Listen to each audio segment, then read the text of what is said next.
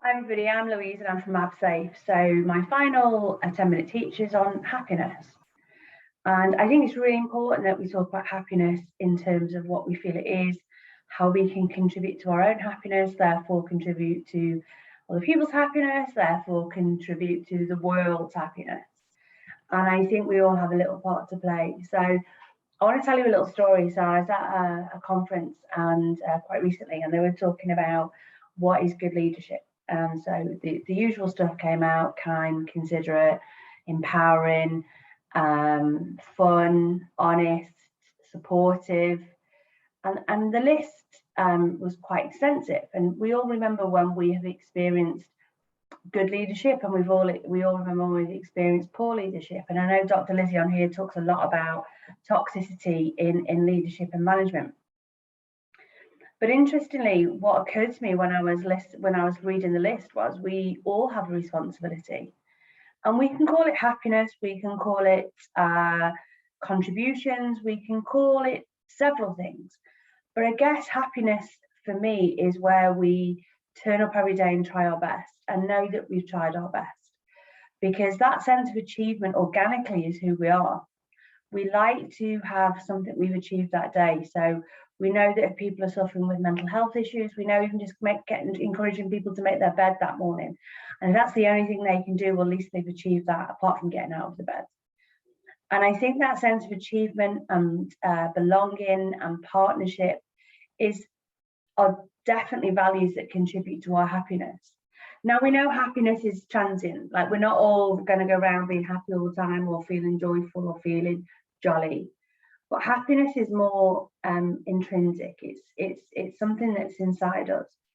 And we know that when we see things through a happier lens, that we know it looks better. So if it's raining and we feel unhappy, it might make us feel more doom and gloom. But if we're feeling happy, think, oh, like, that's the rain. I like the sound of the rain. It's watering the plants. You know, it's making sure the birds have something to drink. And it's different ways of looking at our surroundings. So I think happiness is important to realize that we have a responsibility to ourselves. If we continue to rely on external stimuli to make us happy, then we're always going to struggle with that. And it's always going to be more transient than it needs. So instead of using the word happiness, we could try the word contentment.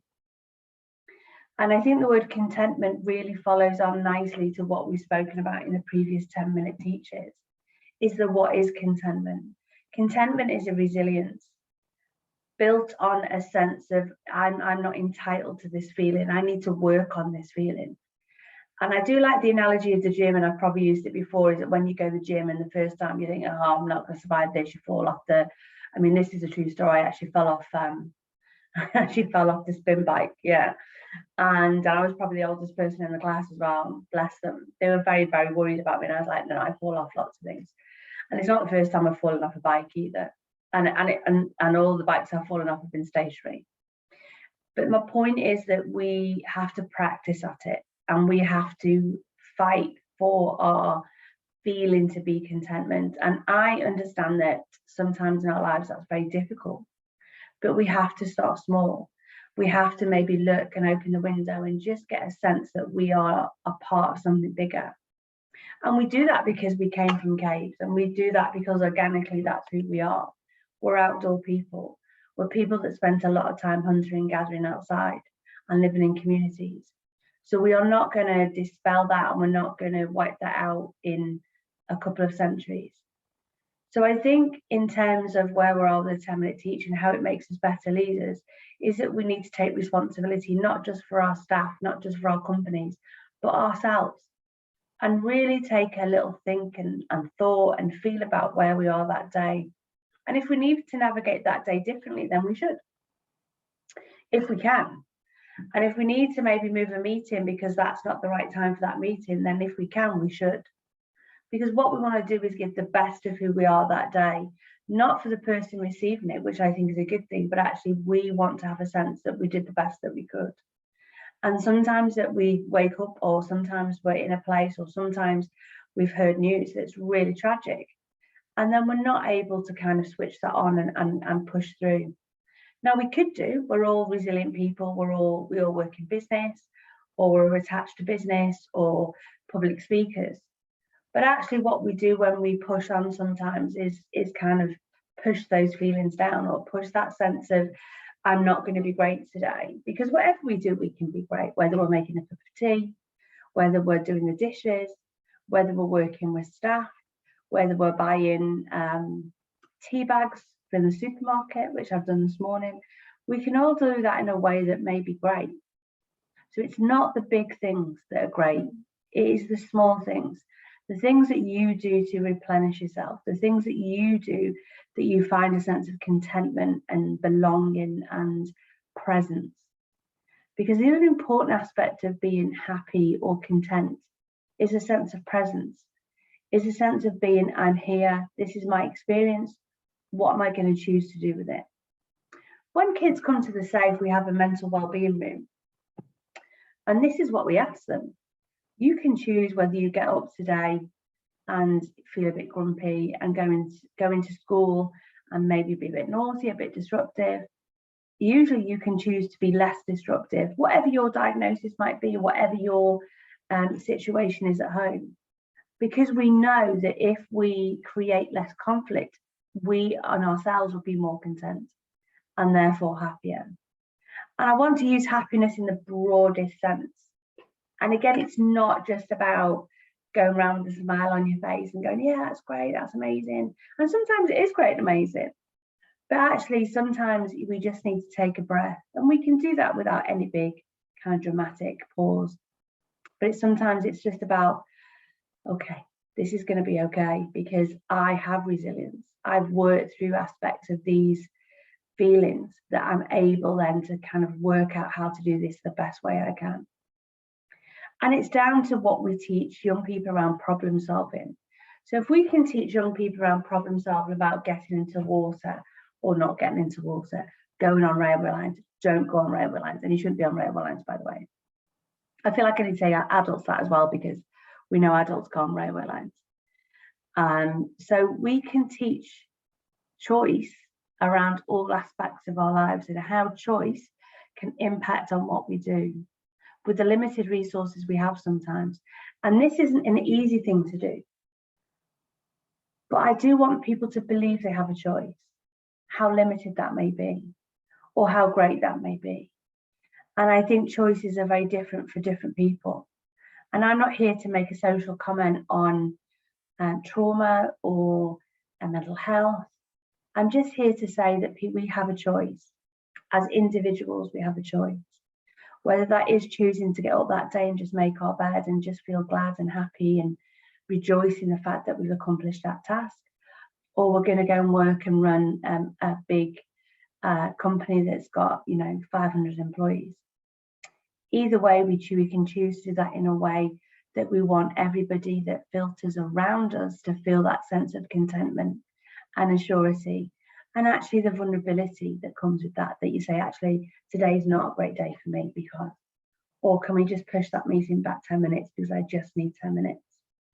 And when we evolve that way, when we talk to people that way, people then understand that we are human beings and we're not machines that will keep on going and going and going, because you won't get the best of me if I'm feeling overwhelmed, overwrought, or emotionally just haven't given myself time to filter that down to a place of resilience, contentment. So my challenge is that where does that sit with you? Where does your happiness, contentment, resilience, a sense of entitlement and not entitlement sit? Are you able to be present? Are you able to spend 60 seconds looking out of a window, wherever that may be, and just really pay attention to your external surroundings? Because that will give you a sense of belonging and an appreciation, a feeling of the bigger world, the bigger picture. Because we are part of a bigger world. We are part of 7.2 billion people. We are all intrinsically linked. And until we start seeing people like that, and animals actually, we can rescue a bee or not rescue a bee, that's our choice. But how much better do we feel when we rescued a bee? And we're talking about one bee. But if we pay attention to that detail, if we can just be nice to somebody. And I don't mean nice in the crass sense, but nice in the terms of, look, you do a good job, or I'm really noticing that you're not yourself today. What can I do to help? But remember, to do that, we have to put our own oxygen masks on first. We have to be aware of how we are that day, because as sure as eggs is eggs, if we've got great staff, they've probably been through some life experiences, they can see that before we can see it. And wouldn't it be nice if they started noticing, look, Louise, we notice you're not yourself today, or look, Louise, we notice you're looking a bit tired. And me being able to respond in a way that's, actually, yeah, I think I'm just going to take 10 minutes out. Just grab a drink, grab some fresh air, sit in a corner, put some music on, whatever that may be for you. I think what I've learned over the 10-minute teachers is that we constantly have to check out who we are as people, who we are as partners, who we are as leaders, who we are as managers. And we can't externally blame others for our part in that relationship. We need to really look at our own part in that. And the times that we get it right, the times we could have done better, and maybe the times we didn't get right and we couldn't have done better. What do we need to do to prevent that from happening again? Everybody that listens to this, you are valuable and you are where you should be, and you are definitely part of this global community. And I want you to know that. So if you don't hear anything of this 10-minute teach, I want you to hear that sentence, that you are valuable, you are definitely part of the human race, and you are needed. Thank you for listening. If you want to get in touch, as always, it's louise@absafe.org.uk. And I really hope that you have a wonderful day.